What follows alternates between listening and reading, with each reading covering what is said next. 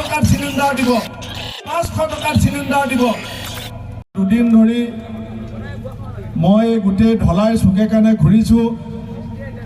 ঢলাইবাসীয়ে আমাৰ যুৱ নেতা ধ্ৰুৱজ্যোতি পুৰকায়স্থক যি মৰম চেনেহ দি আপোনালোকে যি ধৰণে সহায় সমৰ্থন যোৱা কেইদিনত মই দেখিছোঁ, মই নিশ্চিত যে অহা 13 নৱেম্বৰ তাৰিখে ঢলাইবাসীয়ে সমগ্ৰ অসমবাসী আৰু বৰাকবাসীক সাক্ষী কৰি এটা ঐতিহাসিক সিদ্ধান্ত ল'বলৈ গৈ আছে।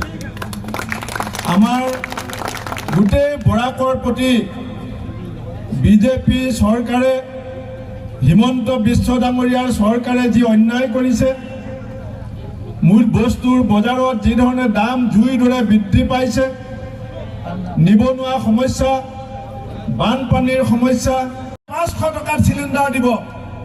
ৰাইজসকল, কৰ্ণাটকত কংগ্ৰেছে 500 টকাৰ চিলিণ্ডাৰ দি আছে, তেলেংগানাত কংগ্ৰেছে 500 টকাৰ চিলিণ্ডাৰ দি আছে। দিছপুৰত যিদিনা কংগ্ৰেছ চৰকাৰ হ'ব, ধ্ৰুৱজ্যোতি পুৰকায়স্থ দিছপুৰলৈ যাব, আমি ৰাইজৰ পদূলি মুখত 500 টকাৰ চিলিণ্ডাৰ দিয়াৰ সিদ্ধান্ত গ্ৰহণ কৰিম। আজি স্মাৰ্ট মিটাৰৰ নামত লুণ্ঠন হৈছে, বিজুলী বাতিৰ নামত লুণ্ঠন হৈছে।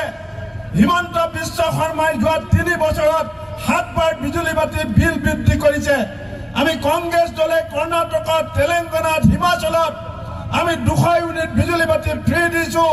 আমি অসমৰ মানুহকো 200 ইউনিট বিজুলী বাতি ফ্ৰীকে দিব বিচাৰিছোঁ আৰু সেইকাৰণে আমি আশীৰ্বাদ বিচাৰিছোঁ। ৰাইজসকল, এয়া কেৱল ধ্ৰুৱজ্যোতি পুৰকায়স্থৰ ইলেকশ্যন নহয়, এয়া কেৱল ঢলাই সমষ্টিৰ ইলেকশ্যন নহয়।